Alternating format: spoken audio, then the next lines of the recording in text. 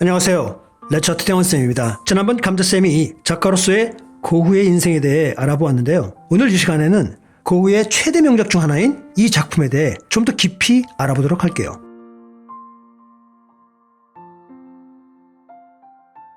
이 작품은 여러분 모두 다 아실 겁니다.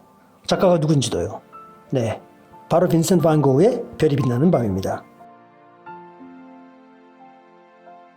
여러분들 중에는 퍼즐 같은 걸로도 맞춰도 보셨을 텐데요. 나무와 조용한 마을, 그리고 밤하늘도 화려하게 표현한 그런 작품이죠. 우리 모두 비슷한 풍경을 어디선가는 본 적이 있을 겁니다. 그런데 왜 이 그림이 특별한 걸까요? 두껍게 칠해진 그 자체의 매력이 우리를 끌리게 하는 걸까요? 아니면 고흐의 비극적인 스토리가 특별한 걸까요? 사실 이 그림이 그려질 시기에 전 세계는 많은 변화가 있었습니다. 기차가 등장하며 많은 사람들을 빠르게 이동시켜주기도 하고 칼벤이 최초로 자동차 수레를 상용화해서 팔기 시작했습니다. 또 미국에서는 고층 건물들이 들어서고 파리에는 물랑루즈가 세워지기도 했습니다.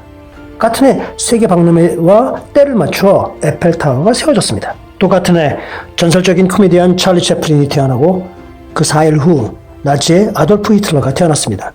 지구 반대편에 있던 우리나라는 세계 열강으로부터 독립하고자 3년 전 고종이 대한제국 황제로 등극하며 독립성을 선포하던 매우 혼란스러운 시기였습니다. 별이 빛나는 밤이 탄생한 데에는 안타까운 상황이 엮여 있었습니다. 1888년 고갱이 고흐와 합류하여 서로 좋은 영향을 주려고 했으나 결국 몇 달 되지 않아 그들은 심한 다툼과 함께 우리 모두가 잘 아는 사건, 즉 고흐가 화를 참지 못하고 그의 귀를 자르는 사건이 발생합니다.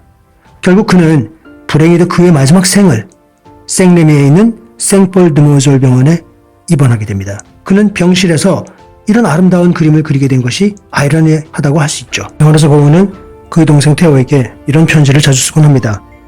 오늘 아침 난 내 병실 창문을 통해서 깊은 새벽의 시골 마을을 보았어. 근데 아주 큰 새벽별밖에는 보이지 않더구나. 사실 이 그림에는 정확하지 않은 부분들이 꽤 있습니다.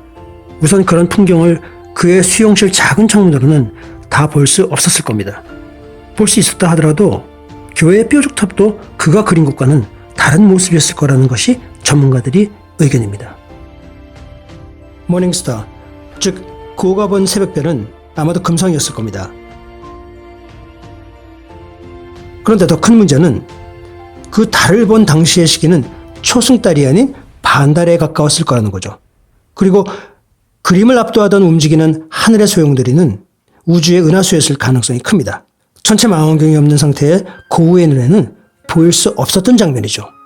몇몇 연구에 의하면 별이 빛나는 밤의 소용돌이와 별의 반짝임은 빛의 광도를 나타내는 것일 수 있다고 말합니다. 수학적인 이론에서 터뷸런스, 즉 천체의 난류를 증명하는 것을 시각적으로 표현한 것이 아니냐는 것이 과학자들의 설명입니다. 그는 물감이 마르기도 전에 또 칠하는 웨론웻 기법을 사용해서 빠르고 즉흥적으로 그의 기분을 묘사한 것입니다. 매우 빠르고 자신있게 칠을 했죠. 그림을 보면 구도가 매우 훌륭하게 균형을 갖고 있습니다. 삼나무의 수직선과 시골 마을의 수평적 형태를 균형 있게 그리고 안정적인 구도를 위해 대각선을 사용한 것도 고흐의 별이 빛나는 밤의 구도를 훌륭하게 만든 원인입니다. 마을은 정지한 듯 고요한데 하늘은 마치 폭풍이 부는 역동적인 모습을 표현하는 것과 과감함은 그 누구보다도 훌륭했습니다.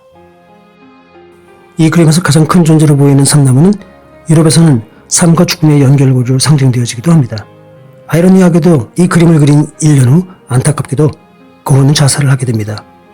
몇몇 전문가들은 이 그림을 종교적인 느낌으로 해석하기도 하고 또 다른 전문가들은 정신적인 고통을 묘사한 것이라고도 해석합니다. 어쨌든 그의 동생 테오는 이 그림을 좋아하지 않았습니다. 왜냐하면 고흐의 비전통적 스타일과 상상의 표현이 당시 파리를 중심으로 한 화단과는 매우 다른 독자적인 형태였기 때문이었습니다. 한 번은 테오가 빈센트에게 이렇게 말합니다.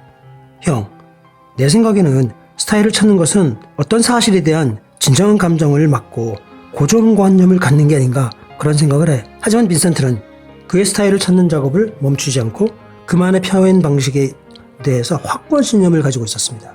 그가 테오에게 한 말 중 테오야, 화가들은 자연을 잘 이해하고 있어. 그리고 사랑한다. 그리고 그들은 우리에게도 자연을 어떻게 보아야 하는지 가르쳐 주기도 해.